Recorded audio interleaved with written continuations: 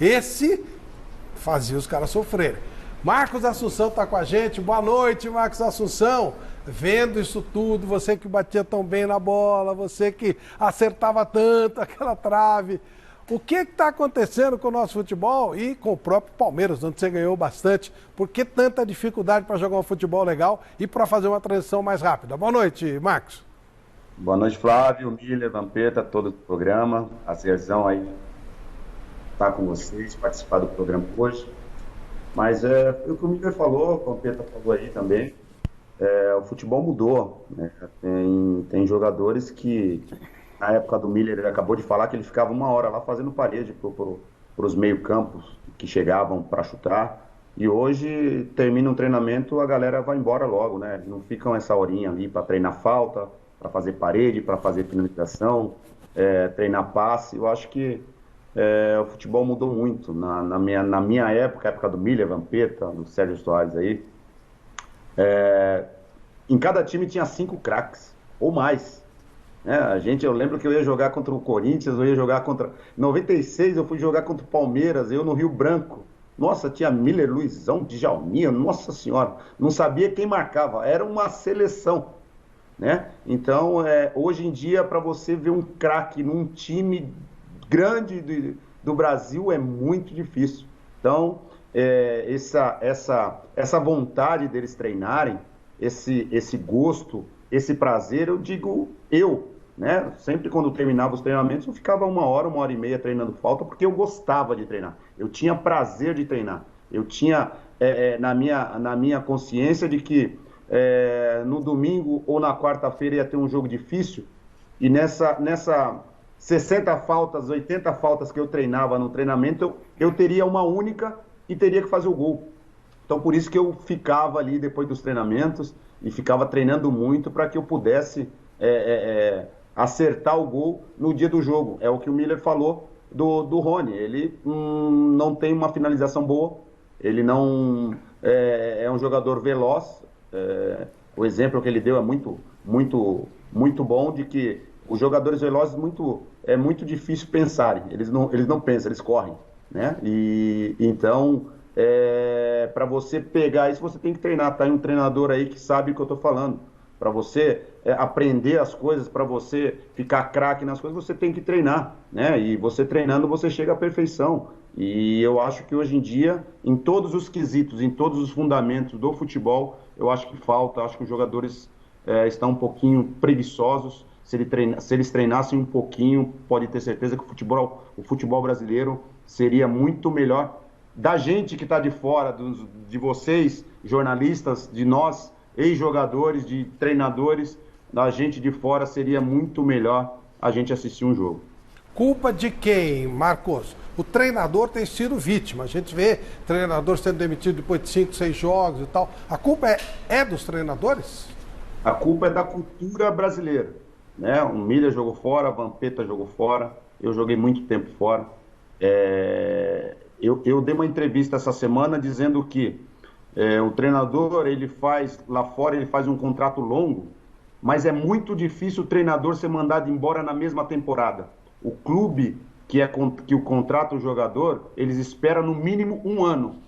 Se o treinador for muito mal nesse 1 ano, ele é mandado embora, mas é muito difícil o treinador ser mandado embora no meio da temporada. Então, acho que a nossa cultura, a cultura brasileira tem isso de o treinador perder 2, 3 partidas, ele é mandado embora. Aí entra um interino ou vem um treinador novo, ele ganha um jogo, ganha 2 jogos, a culpa é do treinador. Sendo que grandes treinadores passaram pelo Palmeiras e o problema continua.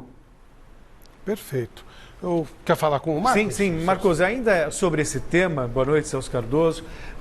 Você não acha que essa cultura do futebol acaba criando também treinadores medrosos que não ousam, que não põem o time para jogar de maneira mais ofensiva, porque ele sabe que se ele correr risco, não vai ter tempo para recuperação? A gente viu muito isso, eu digo, pela passagem do Vanderlei aí no Palmeiras, né?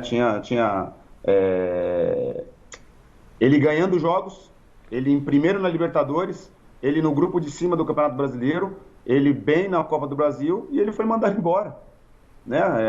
A pressão é muito grande em cima dos treinadores brasileiros. né? E isso dificulta muito o treinador fazer o trabalho dele, você sendo pressionado a cada jogo. O treinador, ele não bota o time para frente, ele bota o time... Eu joguei com o Vanderlei juntamente com o Miller em 97, e eu sempre cito um jogo que a gente tomou de 5 contra o Inter, né, Miller? E depois, aqui em São Paulo, a gente meteu 5 no Inter também. Então, o Vanderlei era um treinador muito ofensivo, um treinador muito inteligente.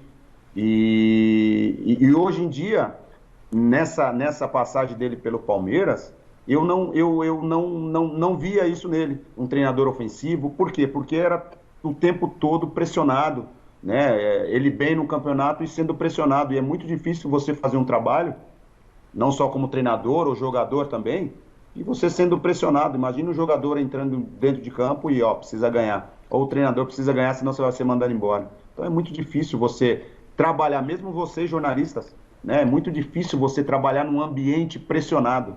É muito melhor você trabalhar num ambiente tranquilo, onde você possa desempenhar o seu futebol, desempenhar o seu treinamento para os treinadores, do que você trabalhar sempre pressionado. A cada jogo você está pressionado aí, não só pela diretoria, mas também a gente precisa citar também a imprensa também, né? A imprensa também coloca muito fogo, muita lenha na fogueira. Muitas vezes é um probleminha pequeno e a imprensa começa a causar muito e faz com que a diretoria, lendo as notícias, vendo programas de televisão, faça com que tome decisões assim muito equivocadas. Professor Sérgio Soares, tem razão o Marcos Assunção? Eu concordo com a Assunção, né?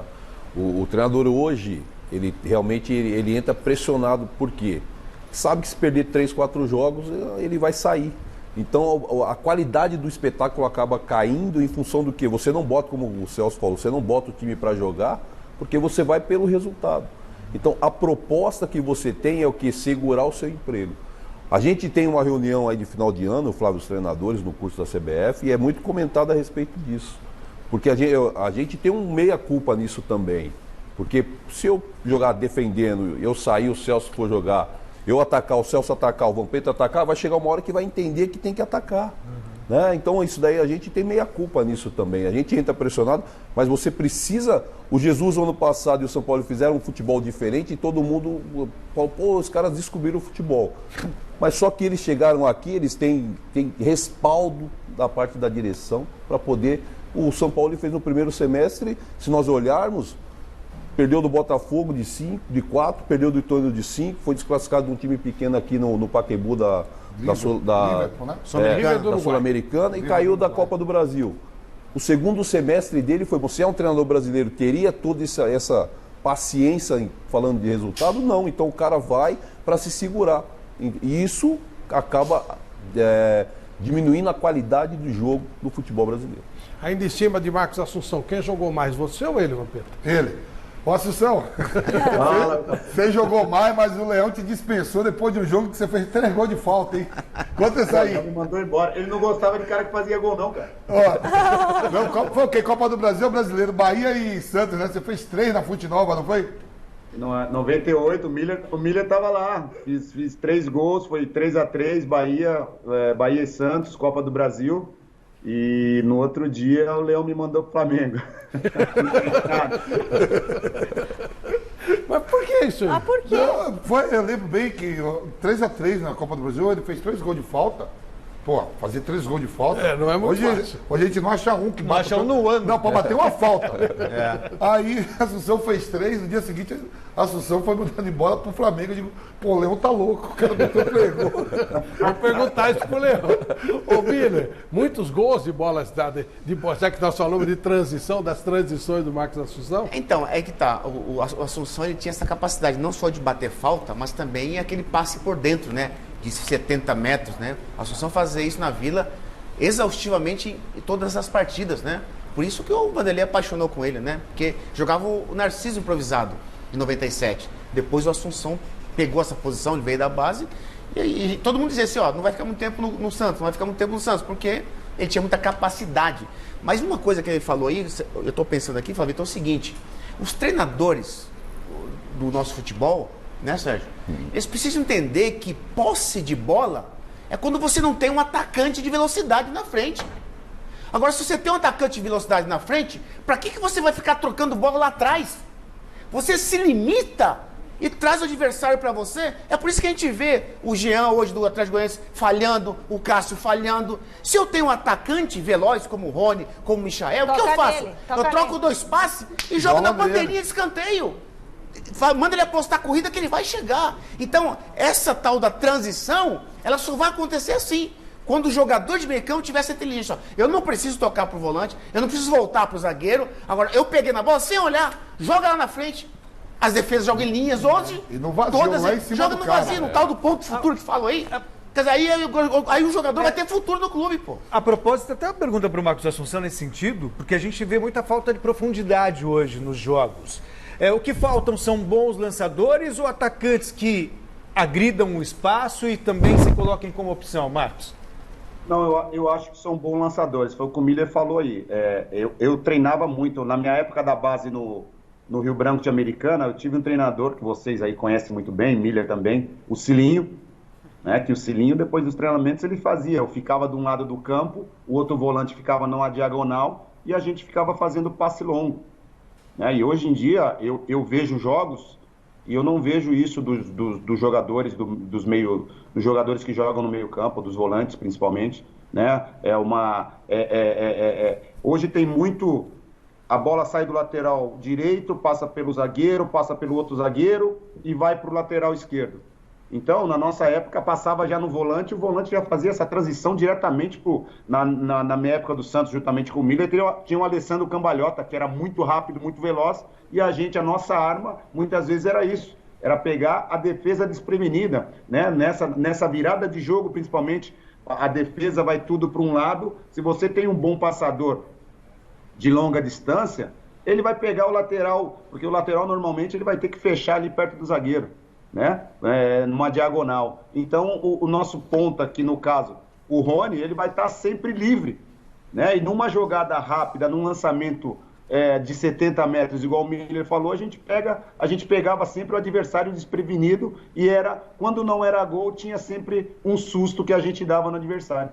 Michele Zanella, pra gente liberar o Marcos Assunção. Beleza, Marcos Assunção, muita gente mandando pergunta para você aqui, muitos internautas querendo falar com você, falando que, nossa, quando o Marcos Assunção, quando tinha falta e o Marcos Assunção pegava na bola, os goleiros adversários já tremiam. Então, o que a galera mais pergunta aqui são 2 coisas. Primeira coisa, sobre o Gabriel Menino. O que você acha do Gabriel Menino, como ele está atuando? Ele, com apenas 33 jogos como profissional, já foi chamado 2 vezes para a seleção brasileira, tem 23 aninhos, né? Então, que conselho você daria para ele? E a outra pergunta é, Rogério Ceni, você acha que daria certo como treinador do Palmeiras? Boa noite, Assunção. Boa noite. Sobre o Gabriel Menino, é assim, ele começou no Palmeiras como volante e agora já colocaram ele para lateral direito. Então, acho que ele tem que, não só ele, mas como os treinadores que o treinarem, tem que definir uma posição para ele. Né? Porque não adianta um jogo ele joga de volante, no outro jogo ele joga de lateral. Então vai ter jogos que ele jogando de lateral ele vai jogar mal, e vai ter jogos que ele jogar de volante ele vai estar mal e vai falar, não estou na minha posição. Então ele tem que definir uma posição, né? Principalmente e primeiramente, ele tem que saber se ele é volante ou se ele é lateral, e os treinadores que o treinam, principalmente no Palmeiras, e depois o Tite está convocando ele para quê? Para lateral. E tem jogos que ele joga no Palmeiras de volante, né? Então, igual hoje. Hoje ele jogou de lateral, jogou muito bem. Mas muitas vezes ele jogou também de volante, né? Então é muito complicado isso. Então ele tem que definir uma posição para ele, do que ele gosta, de ter a personalidade de chegar no treinador e falar, eu gosto de jogar de lateral, eu gosto de jogar de volante, porque aí não vai ter problema, né? Quando eu comecei lá no Rio Branco, tinha um treinador que uma vez me colocou de lateral direito. Eu quebrei a bola. Falei, pelo amor de Deus, não me coloca mais nessa posição que eu não sei jogar, ué. Eu sei jogar no meio, passando, botando os atacantes, dando bons passes para os atacantes, de lateral não é minha, né? Então foi onde eu fiz a minha carreira toda como um segundo volante. Agora, sobre o Rogério Ceni, é um treinador que está fazendo muito bem no Fortaleza, né? Isso já fiquei sabendo, eu li e já saiu na imprensa que ligaram para ele e houve uma recusa dele vir para o Palmeiras, né? Eu acho que o Rogério Ceni, ele tem uma identificação muito grande no São Paulo, né? O Sérgio está aí, ele pode falar melhor do que eu. É igual você jogar e se identificar numa grande equipe de São Paulo, ou numa grande equipe do Sul ou de Minas, e depois de jogar no adversário. Você vai ter uma certa dificuldade a partir do momento que as coisas não irem bem, né? As pessoas vão te rotular, não, ele é São Paulino, ele é não sei o que, isso e aquilo. Mas é um grande treinador que está fazendo muito bem no Fortaleza, né? Mas eu acho que ele está esperando uma oportunidade para voltar para o São Paulo, né? Onde ele é ídolo, onde ele ganhou todos os títulos importantes do São Paulo como jogador.